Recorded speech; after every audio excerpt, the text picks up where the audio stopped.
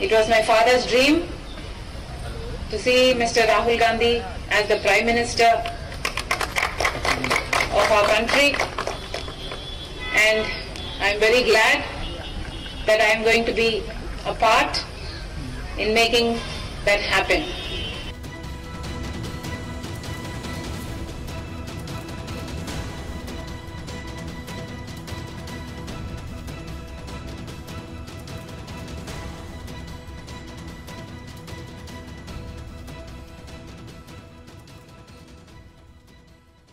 नए साल की शुरुआत कांग्रेस के लिए अच्छी रही और खासकर कि 4 जनवरी का दिन राहुल गांधी और कांग्रेस दोनों के लिए यादगार होने वाला है, क्योंकि शर्मिला रेड्डी जो कि आंध्र प्रदेश के मुख्यमंत्री जगन मोहन रेड्डी की बहन है और आंध्र प्रदेश के पूर्व मुख्यमंत्री वाईएसआर रेड्डी की बेटी है, वो अब कांग्रेस में शामिल हो गई है।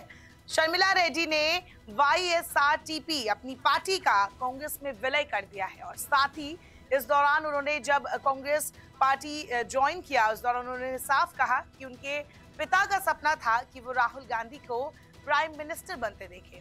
तो साफ हो गया है कि शर्मिला रेड्डी कांग्रेस में अब शामिल हो चुकी है और वो दिल से कांग्रेस में शामिल होने के बाद राहुल गांधी के लिए जी जान से काम करेंगी और इस साल यानी कि 2024 में लोकसभा चुनाव के अलावा विधानसभा चुनाव भी होने वाला है आंध्र प्रदेश में, जो कि कांग्रेस के लिए एक तरीके से कह सकते हैं कि मास्टर कार्ड है, क्योंकि जगन मोहन रेड्डी को हराने के लिए उनकी ही बहन शर्मिला रेड्डी आगे आ सकती हैं और वो कांग्रेस को दक्षिण में एक और किला जितवा सकती है।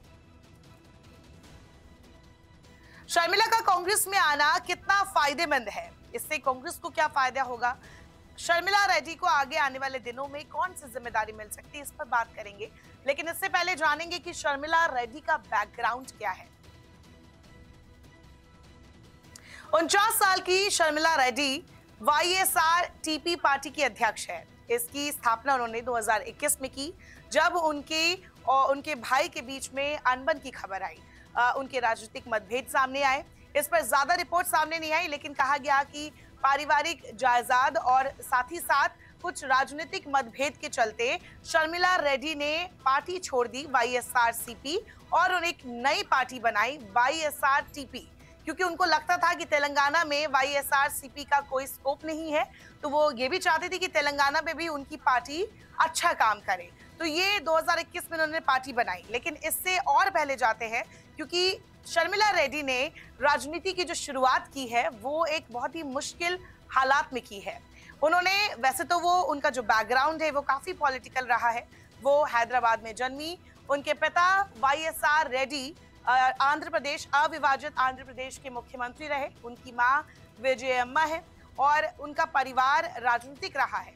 लेकिन 2012 में जब उनके भाई जगन मोहन रेड्डी पर भ्रष्टाचार के आरोप लगे तो पूरी जिम्मेदारी बहन पर आ गई। उन्होंने ना सिर्फ पार्टी को संभाला बल्कि अपने भाई के लिए पदयात्रा भी की। 2012 से 2013 तक उन्होंने पदयात्रा की, कई जिले नाप डाले और इसके बाद उनकी छवि यही से मजबूत होनी शुरू हुई। इसके बाद वो इसी दौरान जब 2012 में जगन मोहन रेड्डी जेल में थे, सीबीआई ने उनको अरेस्ट किया था। इस दौरान शर्मिला रेड्डी के नेतृत्व में उपचुनाव भी हुआ और इसमें शर्मिला रेड्डी की पार्टी यानी कि वाईएसआरसीपी ने अच्छा प्रदर्शन किया। यही से शर्मिला रेड्डी राजनीति में आगे बढ़ती चली गई। इसके बाद 2019 की बात करेंगे, जब आंध्र प्रदेश में चंद्रबाबू नायडू के खिलाफ एक हवा थी और शर्मिला रेड्डी ने उनके खिलाफ एक बस यात्रा भी निकाली। इसका फायदा ये मिला कि 2019 के विधानसभा चुनाव में जगन मोहन रेड्डी जीते, वो सत्ता में आए, वाईएसआरसीपी की सरकार बनी और जगन मोहन रेड्डी जो कि अब मुख्यमंत्री है, उनको मुख्यमंत्री की कुर्सी मिली।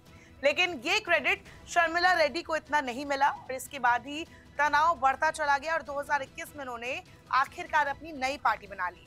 लेकिन अब लगातार ऐसी खबरें आ रही थी काफी महीनों से कि उनकी सोनिया गांधी से और खड़गे से मुलाकात हो रही थी और इसके बाद ये बीते दिनों खबर आई कि वो दिल्ली पहुंची है और उन्होंने खुद बयान दिया कि वो अपनी पार्टी का विलय करने जा रही है।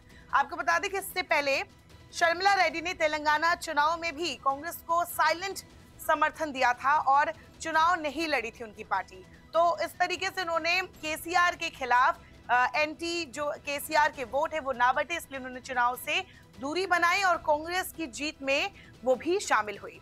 अब जिस तरीके से कांग्रेस ने कर्नाटक पहले जीत हासिल की, कर्नाटक में, फिर तेलंगाना में, अब आंध्र प्रदेश में भी कांग्रेस को उम्मीद नजर आ रही है।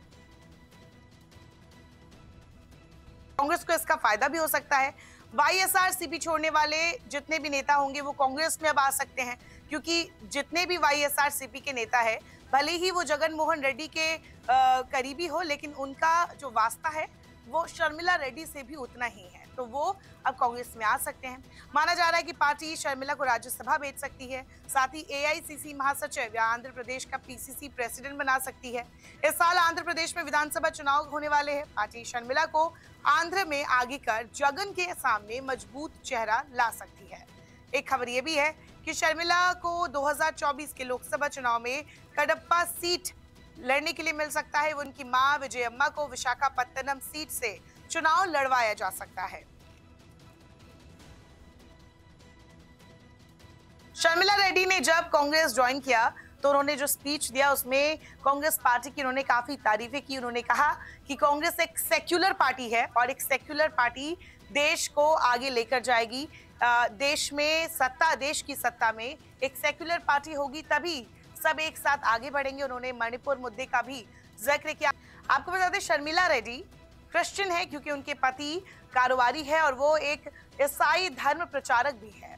तो इस तरीके से शर्मिला रेड्डी जो आंध्र प्रदेश में एक बड़ा चेहरा है और उनके भाई मुख्यमंत्री है, पिता मुख्यमंत्री रह चुके हैं, अब वो कांग्रेस में शामिल हो चुकी है और वो अब राहुल गांधी के साथ, राहुल गांधी को प्रधानमंत्री बनाने के लिए वो जिस सफर में निकली है, देखना होगा कि ये सफर उन्हें कहां ले जाता है।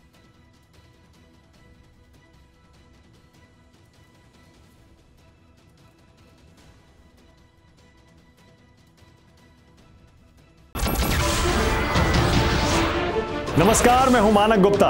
अगर आपको हमारा ये वीडियो पसंद आया हो तो इसे लाइक और शेयर जरूर करें और हां, हमें सब्सक्राइब और फॉलो करना ना भूलें ताकि आप देश और दुनिया की कोई खबर मिस ना करें। तो जुड़े रहिए हमारे साथ और देखते रहिए न्यूज़ 24।